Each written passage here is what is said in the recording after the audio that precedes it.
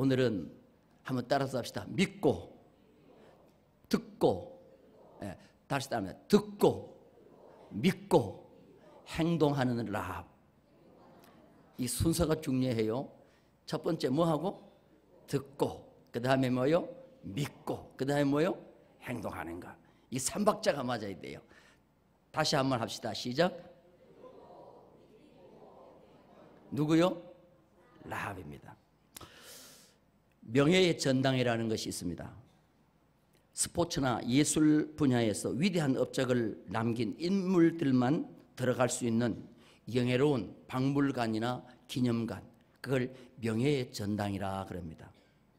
신약 성경에는 2개의 명예의 전당이 있습니다. 이건 내가 생각한 거예요. 믿음의 명예의 전당이 있고 행함의 명예의 전당이 있습니다. 믿음의 명예의 전당은 히브리서 11장입니다. 거기에 보면은 구약 성경에 기록된 15명의 이름이 기록되어 있습니다. 그들이 다 믿음이 좋은 자들이에요. 그래서 믿음의 명예의 전당에 들어갔습니다. 행함의 명예의 전당은 야고보서 2장입니다. 야고보서 2장 제일 마지막 절은 무엇입니까?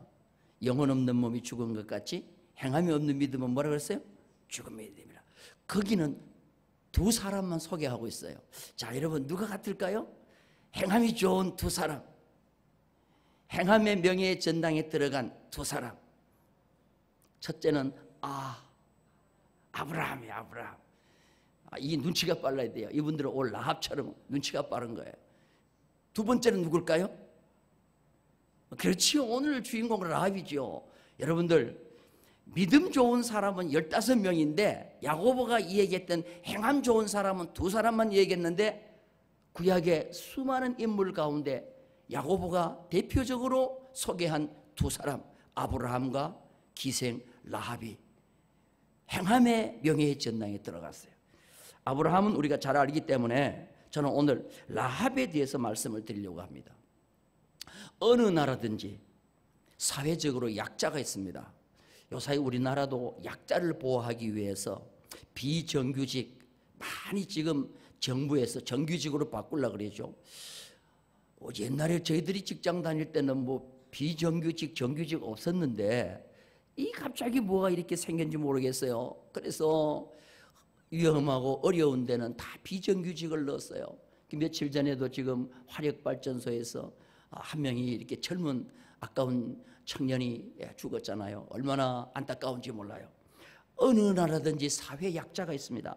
경제적으로 빈곤하고 사회적으로 소외되고 정치적으로 힘이 없는 자들, 이런 자들을 사회적인 약자라 그럽니다. 히브리 민족에게도 이스라엘 백성에게도 사회적인 약자가 있습니다. 이런 불쌍한 사람들을 뭐라고 부르느냐 하면 한번 따라서 합시다. 하비루. 따라서 하비루. 뭐라고요? 하비루라고 불렀습니다. 어떻게 보면 가장 하층 계급의 사람들입니다. 노예와 같이 살아가는 사람들입니다. 특히 기생이나 매춘부, 몸을 파는 사람, 하비루에 속하는 사람입니다. 가장 낮은 사람입니다. 그런데 오늘 라합, 성경에 보면은 기생 라합이라고 앞에 계속 수식어를 넣습니다. 성경에 보면은 이 라합도 하비루에 속하는 가장 낮은 사람입니다. 그런데 이 기생이라는 말이 히브리 말로 뭐냐 하면은 히브리 말로 자나라는 말이에요. 자나. 따라서 자나. 잠자나. 자나. 기생은 잠만 자는 거요. 자나 하고 이 히브리 말로 기생이라는 말이요. 그런데 이 히브리 말로 자나라는 말이 똑같이 사용된 곳이 있습니다. 어디냐 하면 창세기 39장에 보면은 유다가 자기 며느리 다말을 창녀로 알고 들어가서 동침을 하죠. 근데 그 창녀라는 말이 뭐냐면 자나라는 말이에요. 그러니까 이 기생 라합은 자나예요. 그러면은 기생이라는 말은 창녀라는 말이에요. 몸을 파는 사람이라는 말이에요. 근데 어떤 성경학자들은 또 뭐 여간을 했다라고 인어라고 영어로 표현하기도 하는데, 그러나 제가 볼 때는 기생이 맞아요. 그런데 이렇게 가장 낮은 계층인 하비루에 속하는 이 라합이 야고보서에는 어디에 들어갔어요? 무슨 전당에 올라갔어요? 행함의 전당. 그 다음에 히브리 11장에는 믿음의 전당.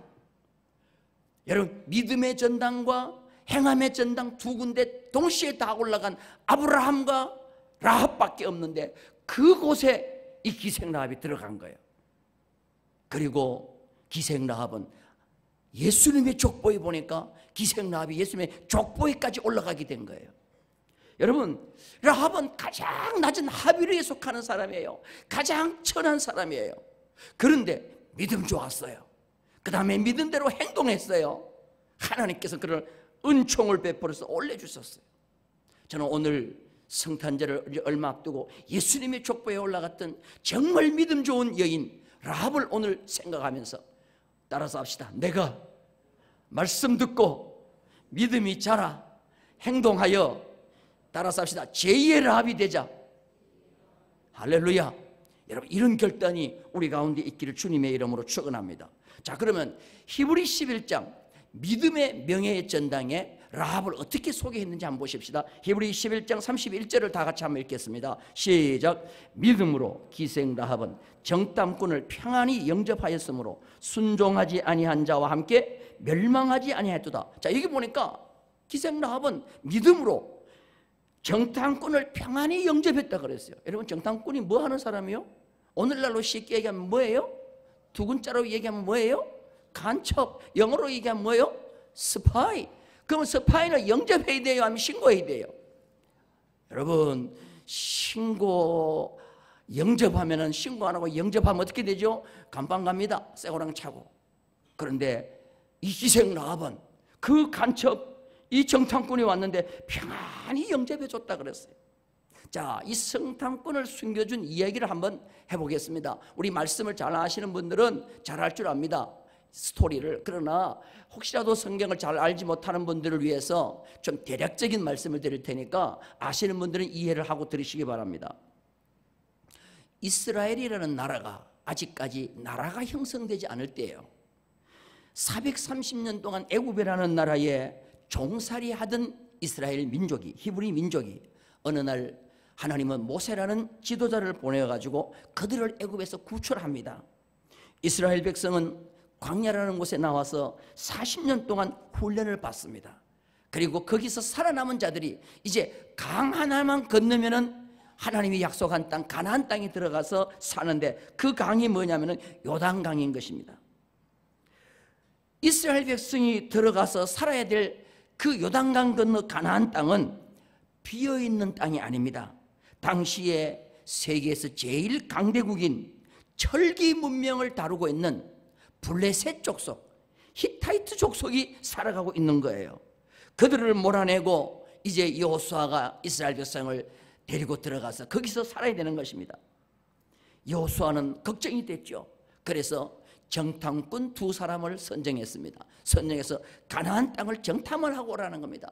특별히 요단강을 건너면 첫 번째 맞이하는 성이 여리고성인데 그 여리고성을 정탐을 하고 오라고 두 정탐꾼을 보냈습니다. 자, 여러분들, 두 정탐꾼 보낼 때 표신하게 보냈겠어요? 아니면 변장하고 보냈겠어요? 완전히 여리고 사람과 똑같이 변장을 해서 보냈을 것입니다.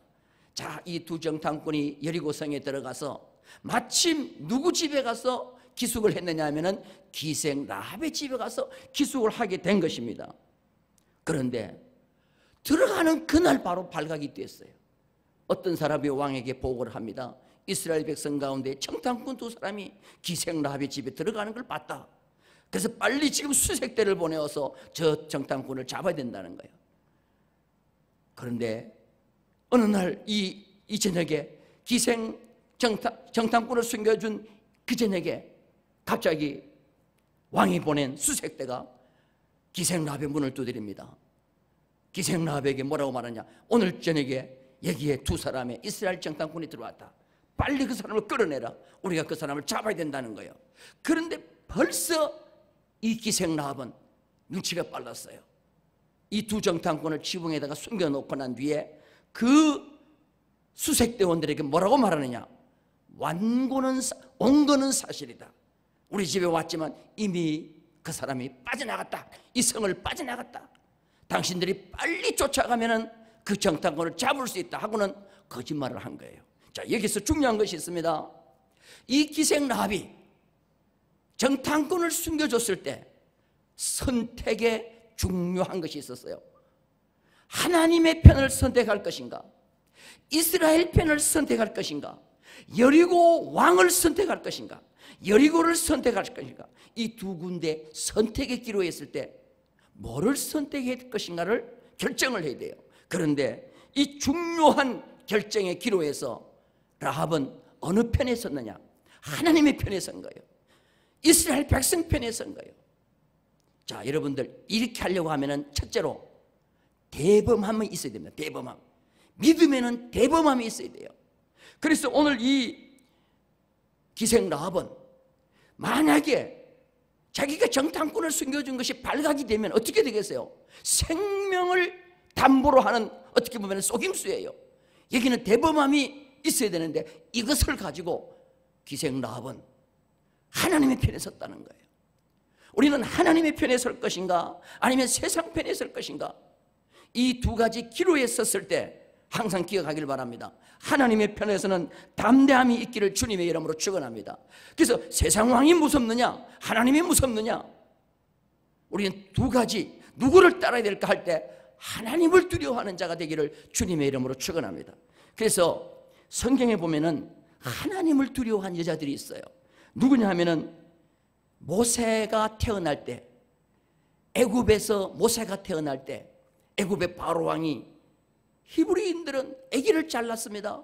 그리고 나면 남자아이들을 더 잘라요. 그래서 막 히브리 백성이 번성하니까 애굽의 바로 왕이 히브리 산파 두 여자를 불렀어요. 두 여자를 불러가지고 뭐라고 명령하느냐, 아기를 받다가 남자거든 엎어서 죽이라고, 현장에서 죽이라고 얘기했어요. 그런데 히브리 산파들이 왕의 명령보다도 하나님을 더 두려워했다 그랬어요. 이거는 이 산파들이 담대함이 있었다는 겁니다. 자, 우리 성경 한번 볼까요? 출애굽기 1장 17절입니다. 다 같이 읽겠습니다. 시작. 그러나 산파들이 하나님을 두려워하며 애굽 왕의 명령을 어기고 남자 아기를 뭐예요?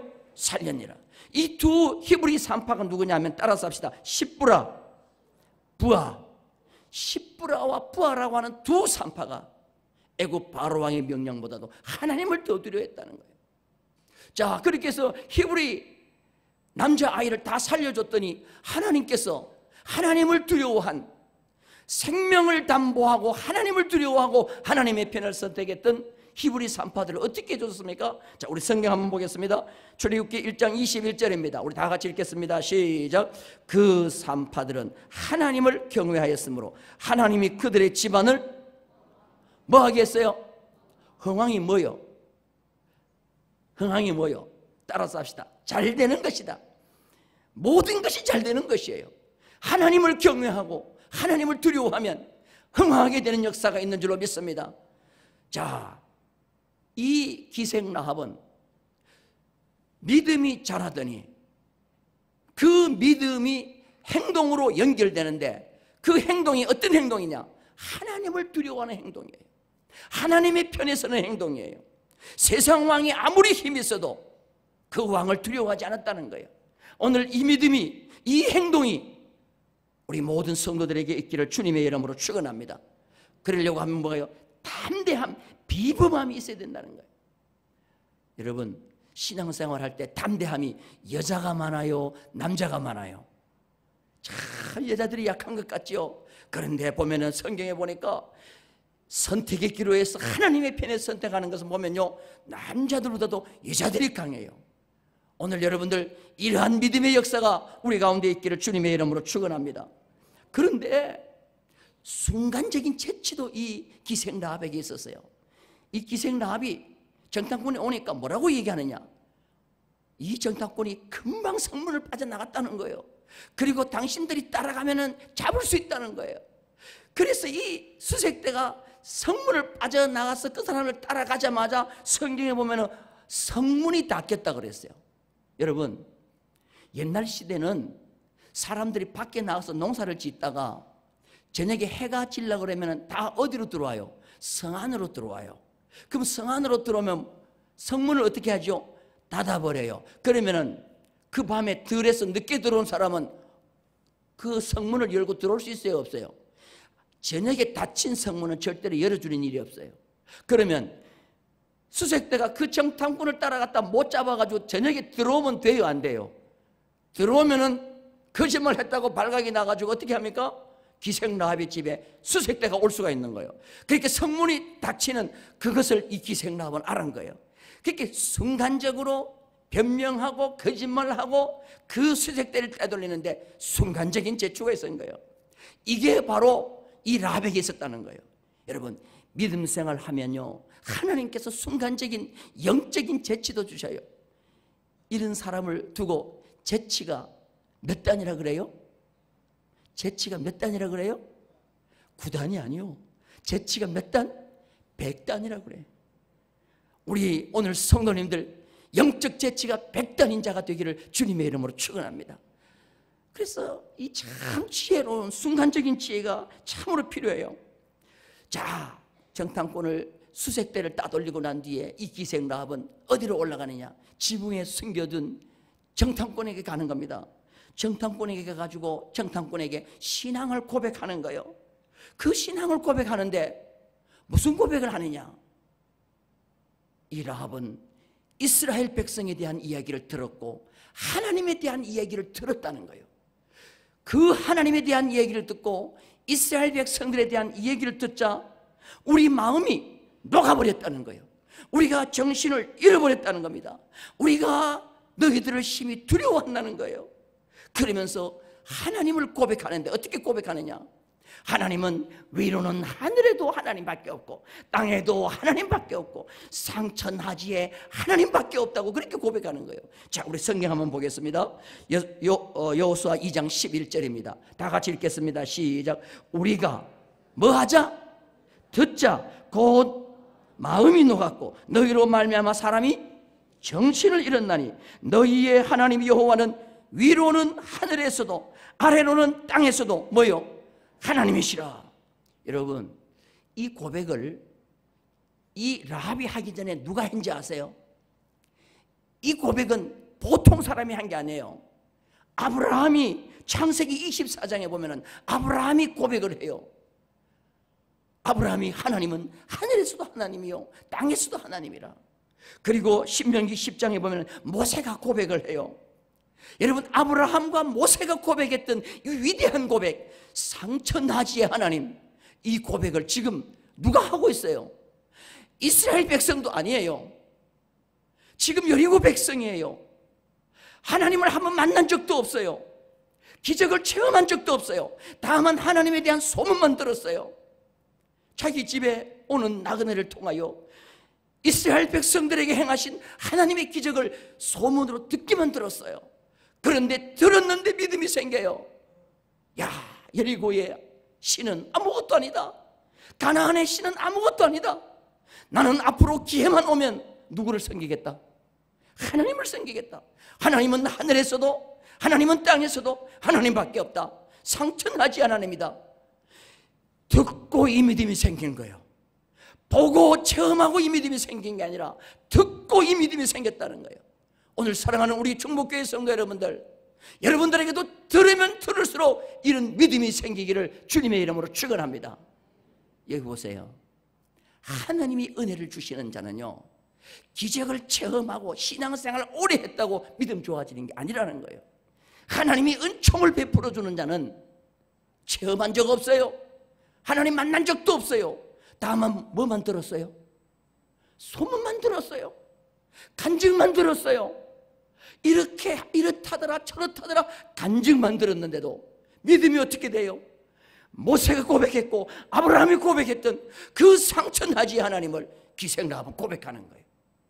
여러분들, 오늘 처음 이 자리에 나왔다 할지라도 살아계신 하나님에 대한 말씀을 들을 때 우리 속에 이 라합에게 일어났던 이 놀라운 믿음의 역사, 이 행동의 역사가 우리 가운데 일어나기를 주님의 이름으로 축원합니다.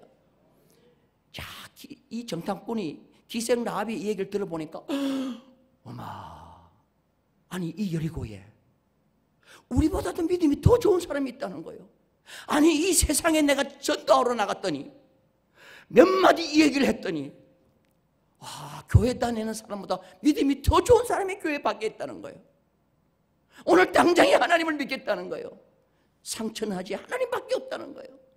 여러분, 세상에 하나님이 라합에게 주신 은총과 같은 사람이 세상에 많이 있을 줄로 믿습니다. 할렐루야. 자, 여러분들, 저는 이 기생 라합이 고백하는 이 고백을 들으면서 누구를 한번 비교해 봤느냐 하면은 시간 타임머신을 타고 38년 전으로 돌아가요.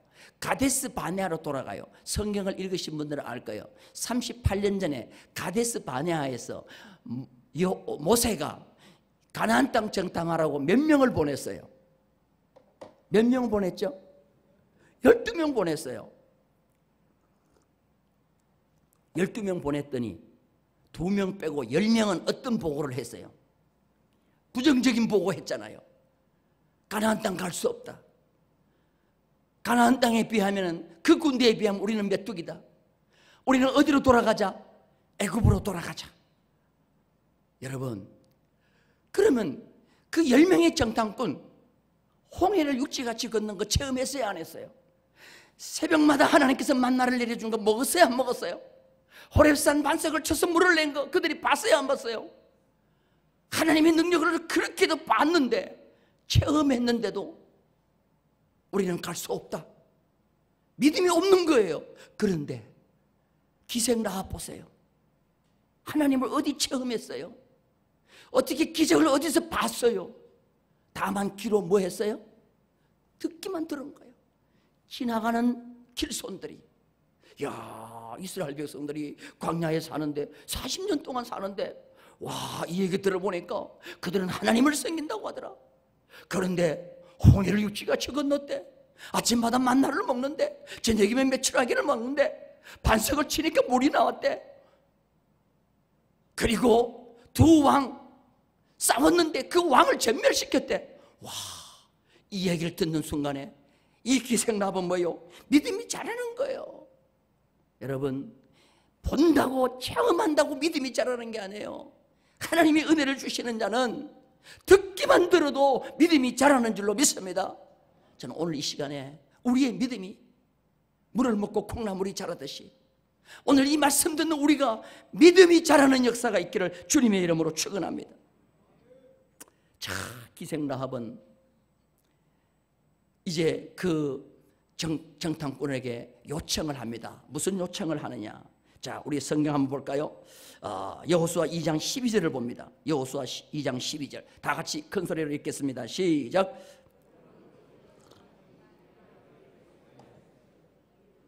너희도 내 아버지 집을 선대하도록 여호와의 이름으로 내게 맹세하고 내게, 자, 이게 보세요.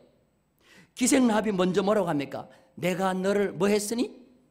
따라서 선대했으니 너도 나를 선대해달라 그래요? 아니면 나의 아버지 집을 선대해달라 그래요? 나의 아버지 집을 선대해달라 그래요. 자, 이 길 보세요. 선대가 뭡니까? 선대, 선하게 대해주는 거죠. 근데 선대라는 말 히브리어 원어를 보면 지난주일에 배웠던, 여러분 지난주에 은총이라는 말 배웠죠? 자, 우리 기억을 되살려서 은총이라는 말이 히브리 말로 세 글자인데 뭐라고요? 뭐요? 해보라고요? 뭘 했다는 말이요? 한번 따라서 했다. 헤세드라는 말인데 선대했다는 말이 뭐냐면은 헤세드했다는 말이에요.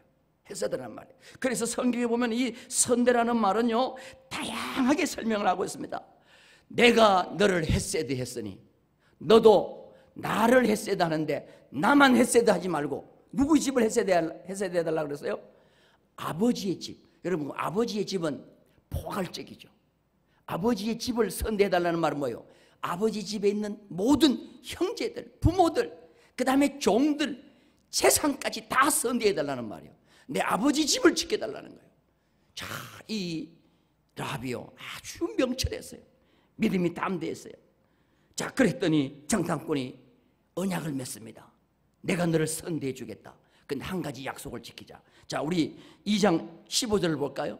다 같이 읽겠습니다. 여호수아 2장 15절 다 같이 읽겠습니다. 시작. 라합이 그들을 창문에서 줄로 달아내리니 그의 집이 성벽 위에 있으므로 그가 성벽 위에 뭐요? 거주하였더라. 자, 기생이 그 정탐꾼을 성벽 위에 집었으니까 바로 창문으로 줄을 달아서 내렸어요. 그런데 줄을 달아 내리는 그 창문에 표시를 해야 돼요.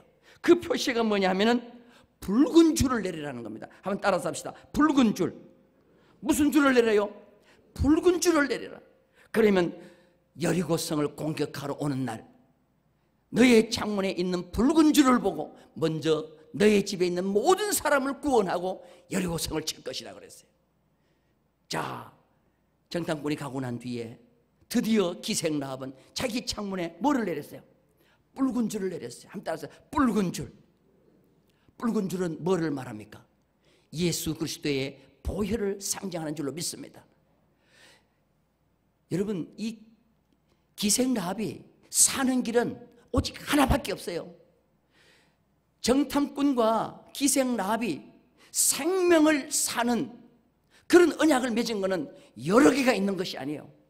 기생 라합이 구원 얻는 길은 오직 한 길, 창문에 뭐를 내리는 거예요? 붉은 줄을 내리는 건데 그거는 뭡니까? 예수 그리스도의 십자가의 보혈인 것입니다. 우리가 구원받는 것은 여러 가지가 있는 것이 아니에요.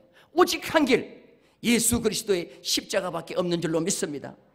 노아는 방주를 만들음으로만 구원받았어요. 애굽에 있는 이스라엘 백성들은 집 좌우 문설주에 뭐만 발라야 돼요? 양의 피만 발라야 돼요. 기생 라합은 창문에 뭐만 내려야 돼요? 붉은 줄만 내려야 돼요.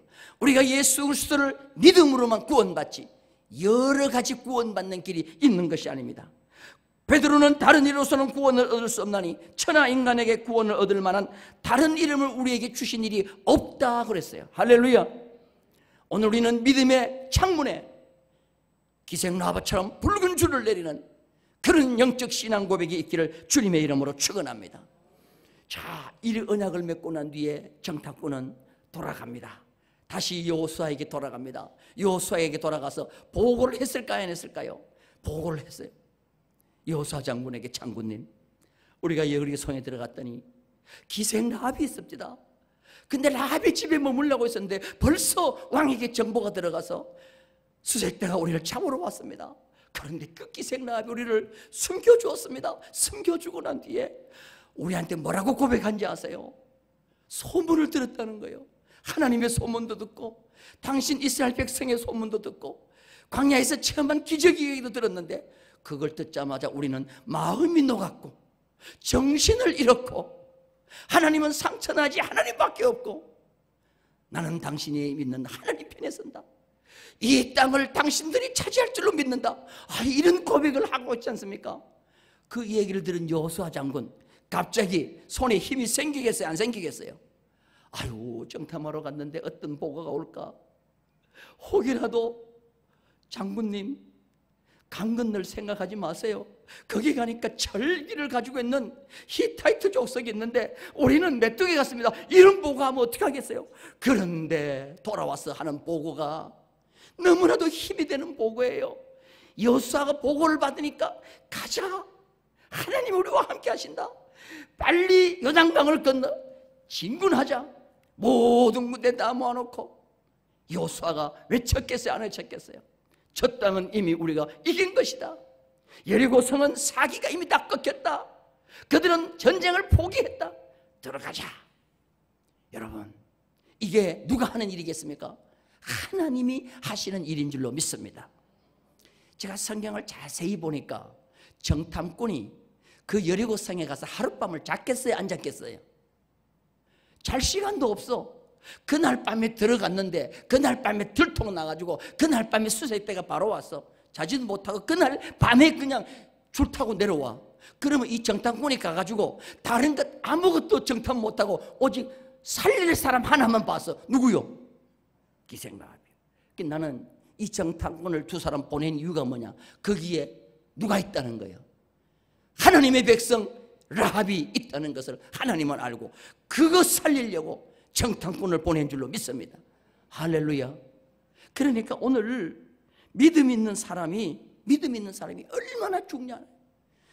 그 믿음 있는 사람이 아무리 버림받고 세상에서 손가락질 받고 이 통영사에서 제일 하층 계급에 있는 하비루라 할지라도 내가 믿음을 라합처럼 가지고 있으면 하나님의 초점은 그 사람을 향하여 있는 줄로 믿습니다.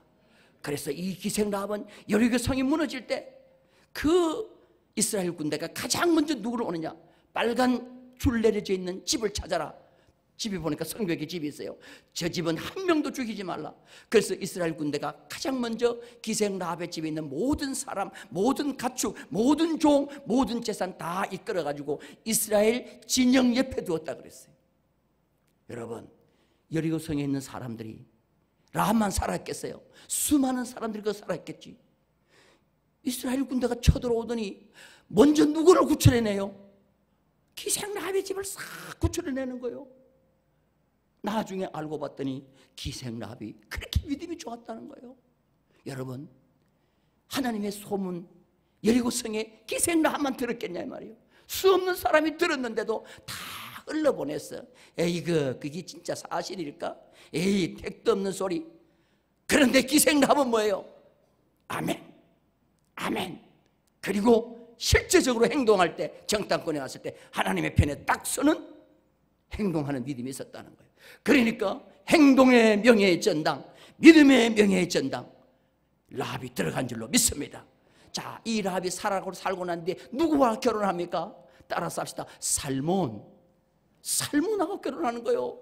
이 살몬이 가고 기생 라합하고 결혼해가지고 누구를 낳느냐? 베들레헴의 가장 부자 보아스를 낳는 거예요. 이 보아스가 누구와 결혼합니까? 모압 여인 룻과 결혼하는 거예요. 룻과 결혼해가지고 누구를 낳습니까? 오벳을 낳는 거예요. 오벳은 이새를 낳고, 이새는 누구를 낳고? 다윗 왕을 낳고, 다윗 왕의 후손 가운데 예수 그리스도가 오는 거예요. 할렐루야. 자, 마태복음 1장 5절 예수님의 족보를 한번 보십시다. 예수님의 족보. 자, 마태복음 1장 5절입니다. 다 같이 한번 읽겠습니다. 시작. 살몬은 라합에게서 보아스를 낳고, 보아스는 룻에게서 오벳을 낳고, 오벳은 이새를 낳고, 6절 이새는 다윗 왕을 낳고, 마지막엔 누구를 낳고? 마리아의 몸에서. 어떤 신학자는 두 정탐꾼 가운데 한 명이 살몬이라고 그렇게 얘기해요. 살몬.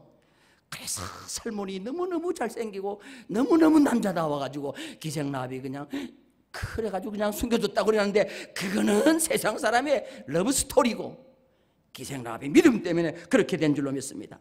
저는 오늘 기생 라합을 왜 성경은 기생이라고 강조합니까? 예수님의 거룩한 족보에는 출생 성분이 중요하지 않다는 것입니다. 거룩한 예수님의 계보에 출생 성분이 중요하지 않다는 거예요. 살고 죽느냐 문제, 출생 성분에 있지 않습니다. 믿음만 라합처럼 가지면 됩니다.